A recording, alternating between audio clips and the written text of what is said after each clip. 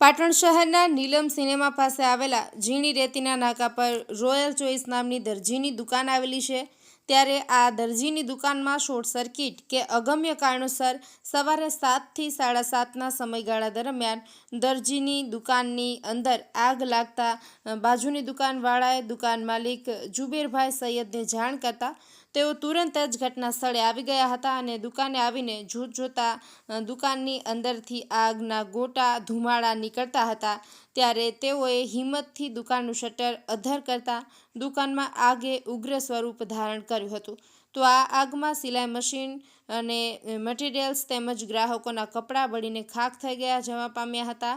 તો આ અંગેની જાણ પાટણ નગરપાલિકાના ફાયર ફાઇટરને કરતા તેઓ તુરંત ઘટના સ્થળે આવીને આગ પર પાણીનો મારો ચલાવી આગ પર કાબૂ મેળવ્યો હતો।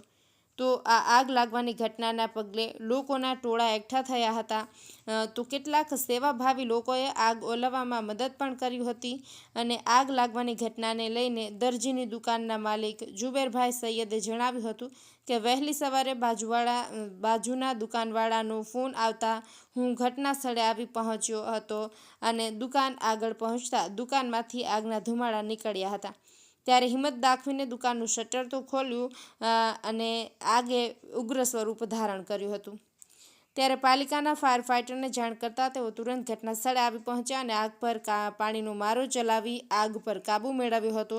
તો આ આગમાં કપડાં સીલવાનું મશીન મટીરિયલ અને ગ્રાહકોના કપડાં બળીને ખાખ થઈ જવાથી અંદાજિત 50,000થી વધુનું નુકસાન થયું હોવાનું તેઓએ જણાવ્યું હતું।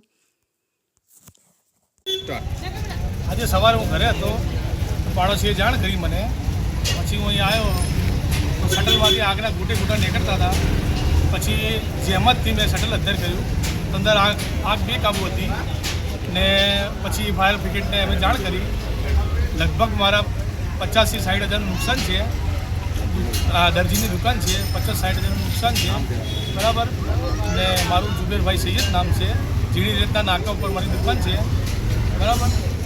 હું દોડીને ભાઈ ઘરેથી આવ્યો અને પછી ફાયર બ્રિગેડ આવ્યો ને આગને કાબૂ મેળવી। આ તમે નુકસાન જોઈ શકો છો પાછળ શું બળી ગયું છે? ગ્રાહકોના કપડાં, મશીન, મટીરિયલ્સ બધું બળી ગયું છે।